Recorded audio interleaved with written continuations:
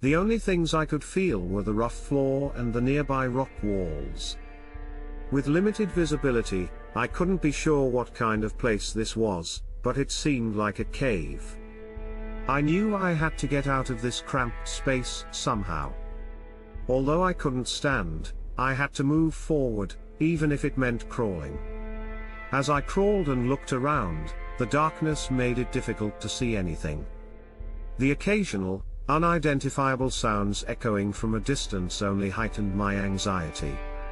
Despite this, I refused to give up and continued to move forward. After a few hours, a faint light started to filter in from the front. Energized by hope, I began to move faster. The light grew clearer, and I could feel the space gradually widening. Finally, I reached a small cavity where I could sit and rest for a moment. I couldn't help but smile at my own delight in this small discovery.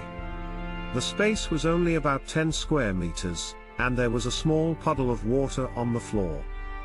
Without any hesitation, I drank the water. I regretted it immediately, but as my thirst was somewhat quenched, I was overwhelmed by the strange sequence of events and burst into tears. After crying for a few minutes, I felt slightly better and became sleepy.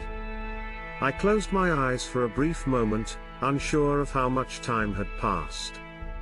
When I opened my eyes, the darkness remained, and the faint light I thought was coming in was actually from a single luminescent moss clinging to the cave wall.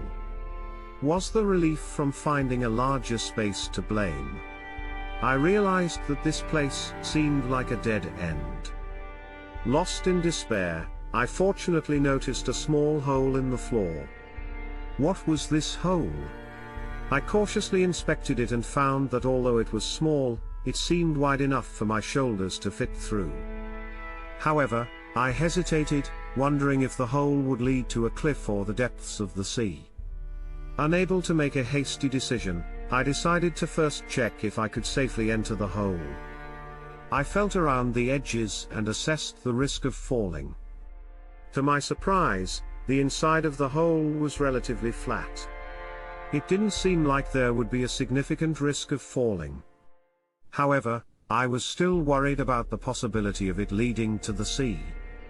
So, I decided to listen for any sounds. If it was the sea, I would hear water, and if not, I would hear something else. As I listened, I heard a faint sound of wind, not the sea. Feeling a bit more reassured, I steeled myself and squeezed my body towards the hole. I prayed that this hole would lead me out of the cave.